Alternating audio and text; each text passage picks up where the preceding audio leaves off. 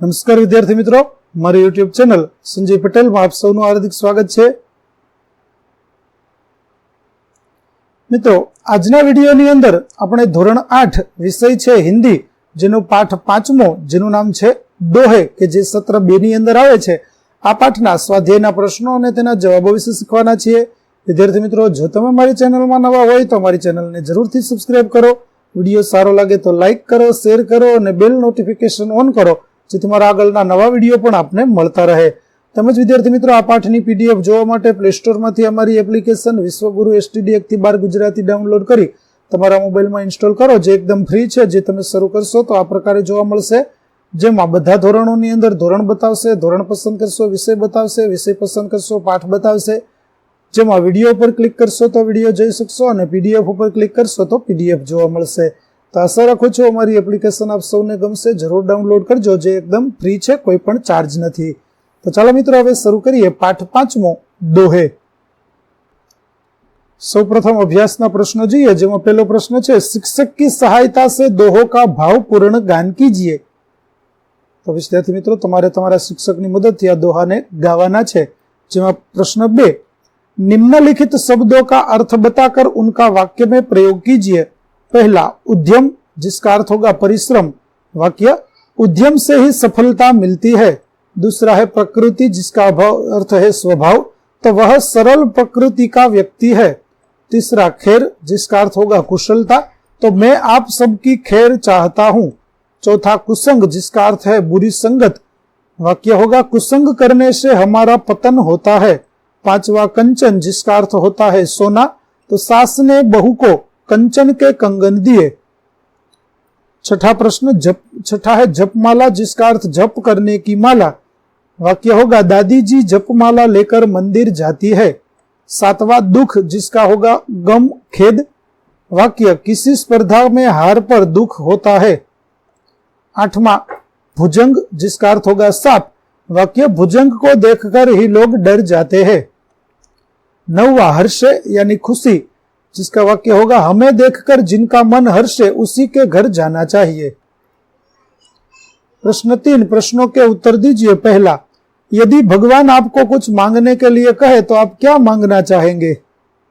उत्तर, यदि भगवान मुझे कुछ मांगने के लिए कहे तो मैं उनसे कहूंगा, प्रभु मेरी बुद्धि इतनी तीव्र हो जाए कि कठिन विषय भी मुझे सरल लगे। आपकी कृपा से स्वस्थ शरीर और ऐसी तीक्ष्ण बुद्धि पाकर मैं व्यापार के क्षेत्र में अच्छा यश पाऊं और अपने माता पिता तथा अन्य स्वजनों की किसी तरह का दुख न पहुंचने दूं। इतना ही नहीं, मैं समाज की सेवा करने में भी समर्थ बन सकूं और अपने देश को भी कुछ लाभ पहुंचा सकूं। इस प्रकार मैं भगवान से अपने परिवार, समाज और देश को सुखी बनाने की शक्ति और सामर्थ्य मांगूंगा। प्रश्न 2, अच्छे व्यक्ति की संगति से आपको क्या लाभ हो सकते हैं? उत्तर, अच्छे व्यक्ति के संगति से मैं अपनी बुरी आदतें छोड़ सकूंगा, मेरा चरित्र अच्छा बनेगा, मेरे विचार अच्छे बनेंगे, मेरी बुद्धि अच्छी बनेगी, मैं समय का सदुपयोग करूंगा, दुर्व्यसनों में धन और शरीर की बर्बादी नहीं होगी।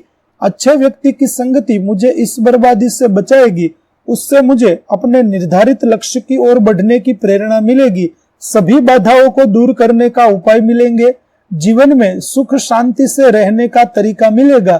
इस प्रकार अच्छे व्यक्ति की संगति हर तरह से मेरे लिए वरदान सिद्ध होगी। प्रश्न 3, लोग धर्म के नाम पर कौन से आडंबर करते हैं? तो लोग धर्म के नाम पर दाढ़ी बढ़ाते हैं, सिर पर जटाजूट रखते हैं, तरह तरह के तिलक करते हैं, अलग अलग तरह की मालाओं से जप करते हैं, गले में तरह तरह की मालाएं धारण करते हैं। धर्म के नाम पर लोग देवी देवियों को भोग के नाम पर तरह तरह के व्यंजन बनाकर उनके सामने रखते हैं, भगवान पर सोने चांदी के आभूषण चढ़ाते हैं। धर्म के नाम पर कहीं कहीं पशुओं की बलि भी दी जाती है।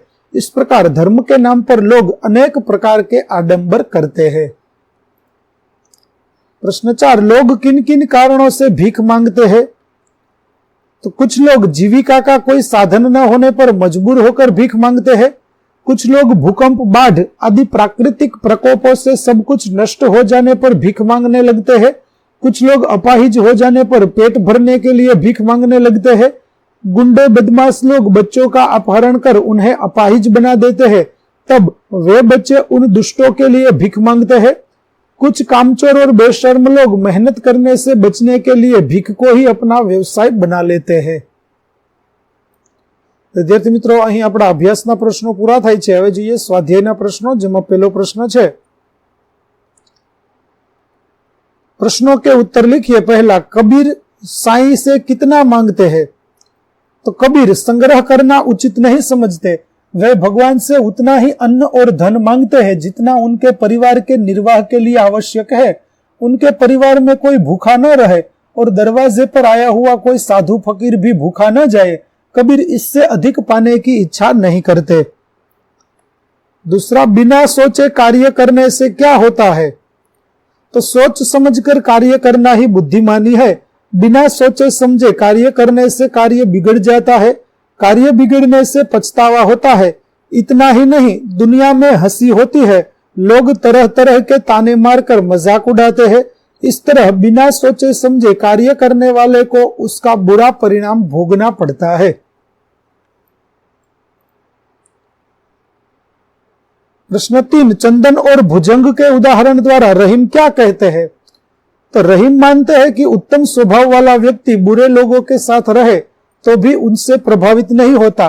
चंदन के पेड़ पर सांप लिपटे रहते हैं, परंतु चंदन में उन सांपों का विष व्याप्त नहीं होता। सांपों के साथ रहकर भी चंदन उनके विष से अछूता ही रहता है। इस प्रकार चंदन और भुजंग के उदाहरण द्वारा रहीम कहते हैं कि अगर व्यक्ति उत्तम कोटि का है तो वह संसार में रहकर यहाँ की बुराइयों से अलिप्त रहता है। चौथा प्रश्न, रहीम बड़े लोगों की क्या विशेषता बताते हैं?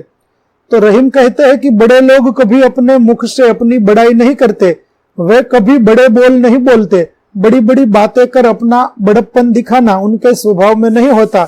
जैसे हीरा कीमती रत्न होता है पर स्वयं अपनी कीमत नहीं बताता, उसी तरह बड़े लोग खुद कभी अपनी प्रशंसा नहीं करते।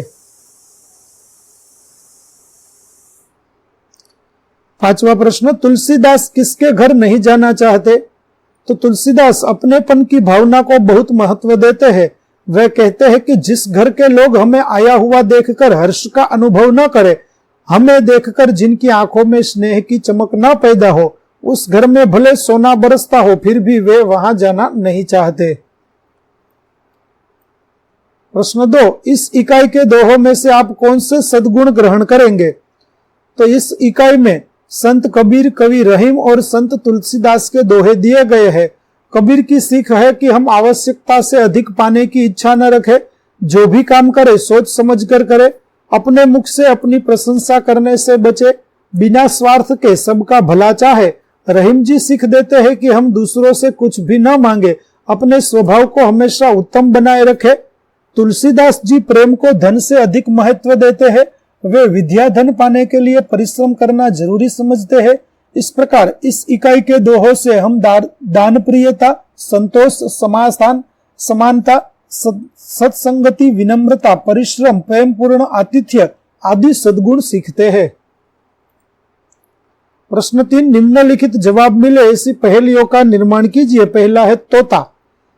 तो तन है हरा, मुंह है का लाल, पिंजरे में रखकर लो मुझे पाल, सबेरे बोलता हूं नित्य राम राम, खाता हूं हरी मिर्च अमरूद आम। दूसरा है पतंग, जिसकी पहेली, पंख नहीं फिर भी मैं उड़ती, बस एक धागे से जमीन से जुड़ती, बातें खूब हवा से करती, कट जाए धागा जमीन पर गिरती। तीसरी पहेली है चिड़िया। तो चींची करके शोर मचाती, सुबह होते ही सबको उठाती, चहक चहक कर गाती गाने, फुदक फुदक कर चुगती दाने। तो विद्यार्थी मित्रों, અહીં આપણું પાઠ 5 દોહેના સ્વાધ્યાયના પ્રશ્નો અને તેના જવાબો છે તે પૂરા થાય છે।